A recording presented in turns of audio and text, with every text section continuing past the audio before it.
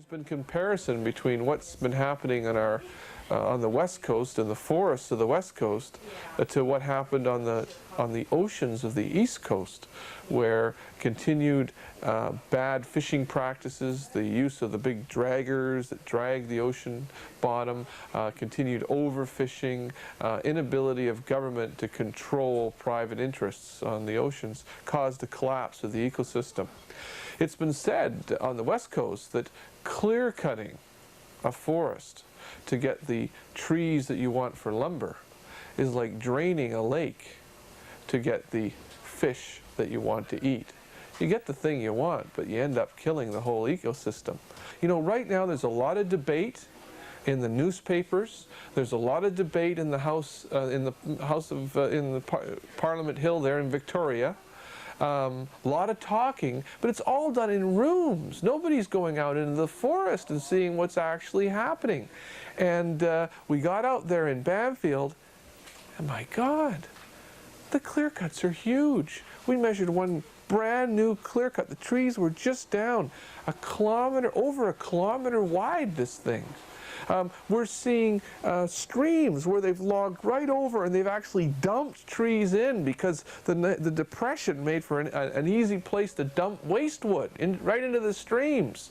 We're seeing once productive salmon streams now paved with gravel that's eroded down from the clear cuts. We had a local show us a huge, long pool that once held crystal clear water and was full of steelhead, now has been completely covered in with silt and gravel that's come down from the hillsides. These are not old practices.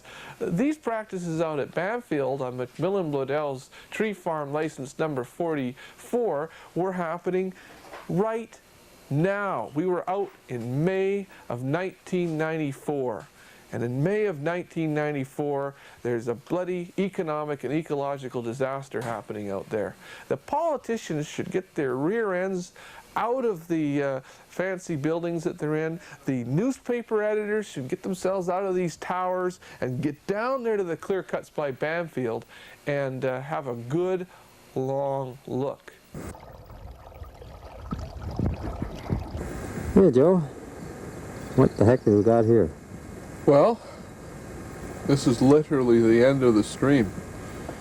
You can see how we have a creek running here behind me, and it disappears right here in front of me into a gravel bed. And what's happened is the clear-cut logging and road building has caused so much erosion and gravel to move into the upper ends of this creek, in the smaller feeder creeks.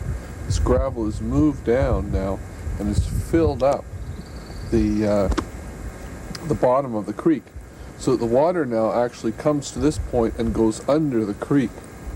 Now, of course, this spells disaster for things like fish populations and various insects that live in the stream, because now instead of traveling on top of the stream bed, the gravel is piled up so high in this stream that the creek actually goes underneath it.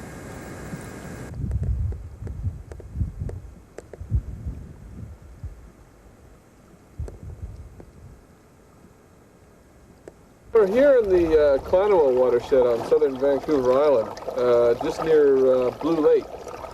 And this is fairly recent clear-cut logging. This is the new style clear-cut logging. We're sitting in a creek here. And the new style clear-cut logging, the new, better style promised by the BC government, looks about the same as the old. What we've got here is a disaster in the making. The people have logged right across the stream here. They've covered the stream in debris. When the November rainstorms come, these dams will hold back the water until they break through, and mud and debris and rocks are going to come ripping down this stream down towards the Clanoa further down. What really hurts is the ecosystem that used to be here. This was where a lot of the amphibians were, where a lot of the insects that live in the water. They were cooled by the tall trees and the thick layers of moss and ferns right down to the edge of the stream. Now this whole stream is opened up to the full glare of the sun. It's choked with debris. You can already see the gravel starting to move. It's total disrespect for the land.